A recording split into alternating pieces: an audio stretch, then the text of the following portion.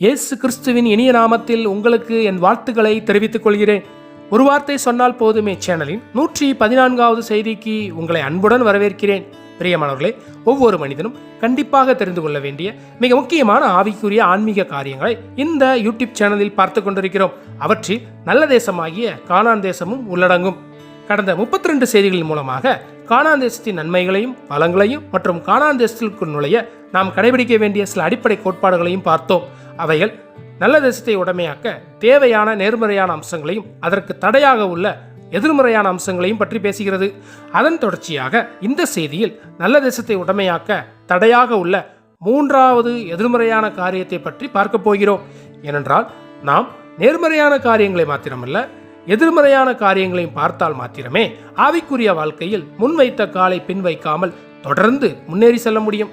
எனவே சற்று கூடுதலான கவனத்தை இந்த செய்திக்கு தரும்படியாக உங்களை நான் கேட்டுக்கொள்கிறேன். பிரியமானவர்களே, நல்ல தேசத்தை உடைமையாக்குவதற்கு எதிராக உள்ள 3வது மாபெரும் தடை கலகம் ஆகும்.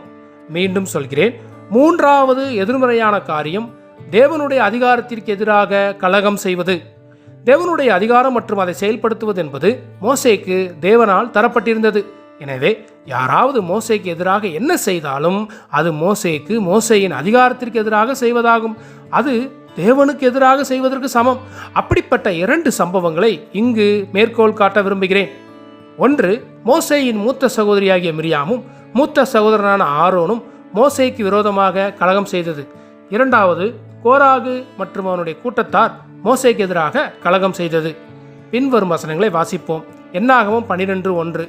எத்தியோப்பியா தேசத்து ஸ்திரியை மோசே விவாகம் பண்ணியிருந்தபடியினால் மிரியாமும் ஆரோனும் அவன் விவாகம் பண்ணின எத்தியோப்பியா தேசத்து ஸ்திரீயின் நிமித்தம் அவனுக்கு விரோதமாய் பேசி 8ஆம் வசனம், நான் அவனுடன் மறைபொருளாக அல்ல, முகமுகமாகவும் பிரத்யட்சமாகவும் பேசுகிறேன். அவன் கர்த்தரின் சாயலை காண்கிறான். இப்படி இருக்க நீங்கள் என் தாசனாகிய மோசேக்கு விரோதமாய் பேச உங்களுக்கு பயமில்லாமற் போனதென்ன என்றார். அடுத்த வசனம், கர்த்தருடைய கோபம் அவர்கள் மேல் மூண்டது, அவர் போய்விட்டார். அடுத்த வசனம், மேகம் கூடாரத்தை விட்டு நீங்கி போயிற்று, மிரியாம் உறைந்த மலையின் வெண்மை போன்ற குஷ்டரோகியானாள். ஆரோன் மிரியாமை பார்த்தபோது அவள் குஷ்டரோகியாயிருக்க கண்டான். மோசே தனது சொந்த விருப்பத்தின்படி வேற்றியின பெண்ணை திருமணம் செய்தது தவறுதான் என்பதில் சந்தேகமில்லை. அது மோசேயினுடைய குறைபாடாக இருக்கிறது. அந்த குறையை காரணமாக வைத்துக்கொண்டு மிரியாமும் ஆரோனும் மோசேக்கு எதிராக வாக்குவாதம் செய்து கலகம் செய்தார்கள். ஒரு பக்கத்தில் மோசே தனது சொந்த விருப்பத்தின்படி ஏதாவது செய்தால் அதற்கான தண்டனையை தருவது தேவனுடைய விருப்பம். எனவே மோசே தவறு செய்துவிட்டான் என்று மனிதர்கள் யாரும் மோசேக்கு எதிராக கலகம் செய்துவிட துணியக்கூடாது. ஆனால் மிரியாமும் ஆரோனும் துணிந்து இதுதான் சரியான வாய்ப்பு என்று அவருடைய அதிகாரத்திற்கு எதிராக கலகம் செய்த போது அவர்கள் தங்கள் மேல் தேவனுடைய நியாய தீர்ப்பை வரவழைத்துக் கொண்டார்கள்.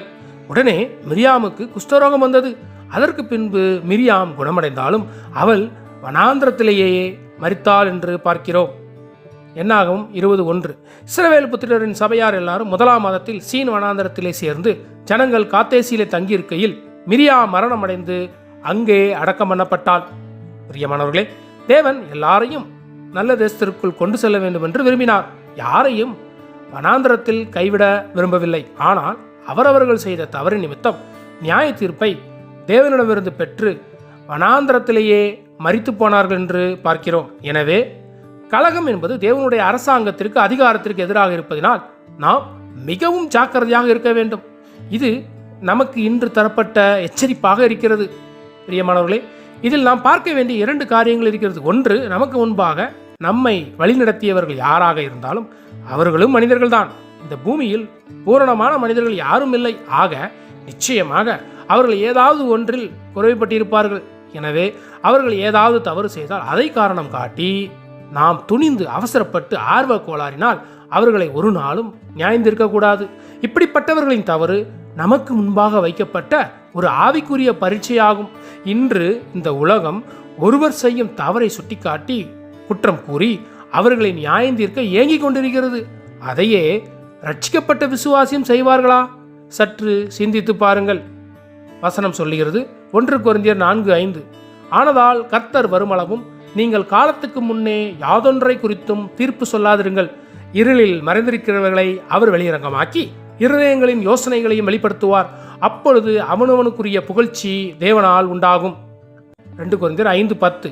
ஏனென்றால் சரீரத்தில் அவனவன் செய்த நன்மைக்காவது தீமைக்காவது தக்க பலனை அடையும்படிக்கு நாம் எல்லாரும் கிறிஸ்துவின் நியாயாசனத்திற்கு முன்பாக வெளிப்பட வேண்டும். வெளிப்படுத்தின விசேஷம் 20:12. மரித்தோராய சிறியோரையும் பெரியோரையும் தேவனுக்கு முன்பாக நிற்க கண்டேன். அப்பொழுது புஸ்தகங்கள் திறக்கப்பட்டன. ஜீவ புஸ்தகம் என்னும் வேறொரு புஸ்தகம் திறக்கப்பட்டது. அப்பொழுது அந்த புஸ்தகங்களிலே எழுதப்பட்டவர்களின்படியே மரித்தோர் தங்கள் கிரியைகளுக்கு தக்கதாக நியாய தீர்ப்படைந்தார்கள். வெளிப்படுத்தின விசேஷம் 22:12. இதோ சீக்கிரமாய் வருகிறேன், அவனவனுடைய கிரியைகளின்படி அவனவனுக்கு நான் அளிக்கும் பலன் என்னோட கூட வருகிறது.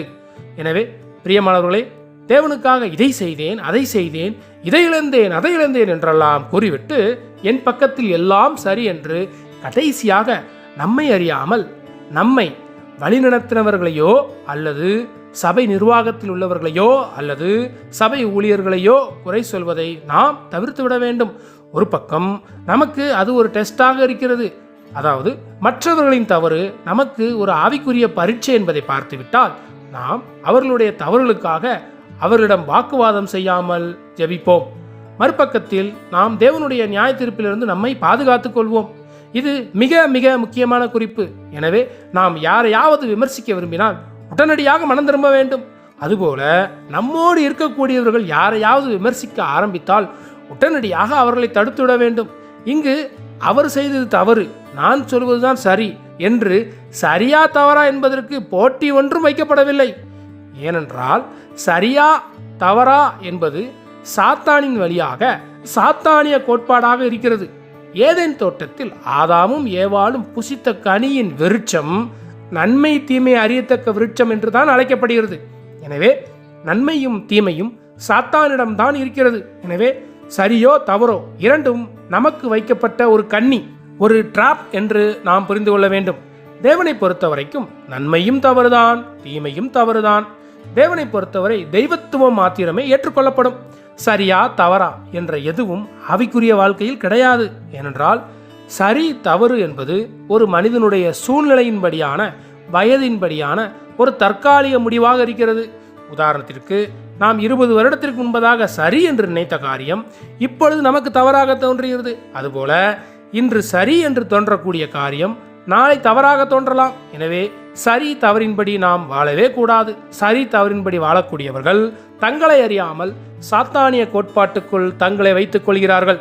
நான் சொல்ல வருகிறது உங்களுக்கு புரிந்திருக்கும் என்று நம்புகிறேன். எனவே யாராவது தேவனுக்கு எதிராக ஏதோ ஒன்றை செய்கிறார்கள் என்று வைத்துக் கொண்டாலும் அது தேவனுக்கு எதிரானதாக இருப்பதனால் தேவன் அதை பார்த்துக் கொள்வார். எனவே நாம் துணிந்து முந்தி நியாய தீர்ப்பு செய்துவிடக்கூடாது. இரண்டாவது, இதிலிருந்து தப்பித்துக் கொள்ள எதை செய்தாலும் தேவனுடைய சித்தத்தின்படி செய்ய வேண்டும். தேவன் எல்லாவற்றையும் பார்த்து கொண்டிருக்கிறார் என்ற உணர்வு நம்மை எப்பொழுதும் அழுத்திக் கொண்டே இருக்க வேண்டும். அப்பொழுதுதான் நாம் நம்மை அறியாமல் நமக்கு தெரியாமல் யாருக்கும் எதிராக எதையும் பேசிவிட மாட்டோம். மீண்டும் சொல்கிறேன், மற்றவர்களின் தவறு நமக்கு வைக்கப்பட்ட பரீட்சை என்பதை ஆழமாக புரிந்து கொள்ளும்படியாக உங்களை கேட்டுக்கொள்கிறேன். ஏனென்றால் தேவனுடைய அதிகாரத்திற்கு எதிராக விமர்சிப்பதும் கலகம் செய்வதும் உடனடியான நியாய தீர்ப்பை நமக்கு கொண்டு வருகிறது. மிரியாம் மோசேக்கு எதிராக பேசிய உடனே அவள் குஷ்டரோகியாக மாறினாள். இன்னும் கொடுமையாக வனாந்தரத்தில் போகும் பாதையிலே மரித்து விட்டாள் என்று பார்க்கிறோம். எப்படிப்பட்ட ஒரு பரிதாபமான முடிவு! இரண்டாவது கலகம் என்னவென்றால், கோராகு என்பவன் தன்னோடு இருந்த 250 பேர்களோடு மோசேக்கும் ஆரோனுக்கும் எதிராக கலகம் செய்தார்கள் என்று பார்க்கிறோம். அவர்களுடைய கலகத்தினால் அவர்கள் தங்கள் மேல் மட்டுமில்லை, ஏறக்குறைய முழு சபையார் மேலும் மரண தண்டனையை வரவழைத்துக் கொண்டார்கள் என்று பார்க்கின்றோம். அதாவது தங்கள் முரட்டாட்டத்தின் விளைவாக ஆயிரக்கணக்கான மக்கள் செத்தார்கள். ஒற்றுமை நாசமாக்கப்பட்டது, ஆசாரியத்துவம் நாசமாக்கப்பட்டது, கர்த்தருடைய மக்களின் சேனை நாசமாக்கப்பட்டது. எனவே நாம் செய்யும் சாதாரண அல்லது தீவிரமான விமர்சனம் சபை விசுவாசிகள் மத்தியில் அவர்களின் ஒற்றுமையை சீர்குலைத்துவிடும் என்ற ஒரு மாபெரும் எச்சரிக்கையை இங்கு பார்க்கிறோம். இன்று கர்த்தருடைய சாட்சிக்காக நம்மில் பலருக்கு உண்மையான இருதயம் இருக்கிறது என்று வைத்துக்கொண்டால் நாம் ஒருபோதும் கலகம் செய்துவிடக்கூடாது. நமக்குள் கலகம் செய்கின்ற சுபாவம் இருக்கிறது. ஆக அதை ஒருபோதும் பயன்படுத்திவிடவே கூடாது. அந்த சுபாவம் பல தடவை பரீட்சிக்கப்படும். அந்த பரீட்சையில் தோற்று சரி தவறின்படி கலகம் செய்ய ஆரம்பித்தால், விவாதிக்க ஆரம்பித்தால், குறை கூற ஆரம்பித்தால் ஆவிக்குரிய ரீதியில் நாம் குஷ்டரோகியாக மாறிவிடுவோம். ஆவிக்குரிய ரீதியில் நாம் மரித்து போய் விடுவோம். இறுதியாக நம்மிடம் சாட்சி இருக்காது, ஆசாரியத்துவம் இருக்காது, சேனையும் கொன்றுவிடக்கூடியவர்களாக மாறிவிடுவோம். எனவே சகோதர சகோதரிகளே, தேவனுடைய சமூகத்தில் இதை குறித்து தியானிக்கும்படியாக உங்களை கேட்டுக்கொள்கிறேன். ஏனென்றால் இந்த நிலையில்லா உலகத்தில் நாம் ஒரு மிக முக்கியமான ஆவிக்குரிய பயணத்தை தொடங்கி இருக்கின்றோம். இந்த பயணம் நாம் விரும்பிய பயணம், பலருக்கு கிடைக்காத பயணம். தேவன் தம்முடைய இரக்கத்தினால் நம்மை இந்த பயணத்தில் சேர்த்து கொண்டார். இந்த பயணத்தின் ஆரம்பம் அற்புதமாக இருந்தது. நம் வாழ்க்கையில் எவ்வளவு மாற்றங்கள். கடந்து வந்த பாதைகளை திரும்பி பார்த்தால் நம் கண்கள் கண்ணீரினால் நிறைந்திருக்கும் அல்லவா? நாம் கடந்து வந்த பாதைகள் எல்லாம் ஒரு இலக்கை நோக்கி இருக்கிறது. இனிமேலும் ஒவ்வொரு நாளும் இந்த பயணத்தில் நமக்கு அநேக சவால்கள், சோதனைகள், பரீட்சைகள் வரலாம். ஒரு பக்கம் அதை பார்த்து சோர்ந்து விடக்கூடாது. ஏனென்றால் நம்மை அழைத்தவர் உண்மையுள்ளவர். அவர் நம்மை எதற்காக அழைத்தாரோ அதற்கு நம்மை அழைத்து செல்வதற்கு அவர் உண்மையுள்ளவராக இருக்கிறார். நாம் அவரோடு சேர்ந்து அவர் நியமித்த வழியில் பயணிக்க வேண்டும். அப்பொழுது நமக்கு எதிராக உள்ள எல்லா எதிர்மறையான சாத்தானுடைய தந்திரங்கள் எல்லாம் செயலற்றதாக மாறிவிடும். மறுபக்கத்தில் நம்முடைய விழுந்து போன சுபாவத்தினால் நாம் நாட்கள் கடந்து செல்லும் போது நம்மோடு பயணிக்கின்ற சக விசுவாசிகளையோ, சபை மூப்பர்களையோ, சபை நிர்வாகிகளையோ, முழுநேர ஊழியர்களையோ என்று யாராவது ஒருவர் தங்களுடைய குறைபாட்டினால் தவறு செய்யும் போது அதை பார்த்து விமர்சித்து அவர்களை ஒருபோதும் நியாயந்திருக்க துணிய மாட்டோம். தேவன் தாமே நம் ஒவ்வொருவர் மீதும் இரக்கம் பாராட்டுவாராக. ஆரம்பித்த பயணத்தை தொடர்ந்து செல்லவும், தவறுகளை செய்யாமல் பயணத்தை முடித்து இலக்காகிய நல்ல தேசமாகிய கிறிஸ்துவை முழுமையாக உடைமையாக்கிக் கொள்ளவும் நம்மை வழிநடத்துவாராக. வரக்கூடிய செய்திகளில் மீதமுள்ள எதிர்மறையான காரியங்கள் ஒவ்வொன்றையும் மிக சுருக்கமாக பார்ப்போம். தொடர்ந்து இந்த செய்திகளுக்காக ஜெபிக்கும்படியாக உங்களை வேண்டிக் கொள்கிறேன். எல்லா புகழும் துதியும் கனமும் திரியேக தேவனுக்கே. ஆமென்.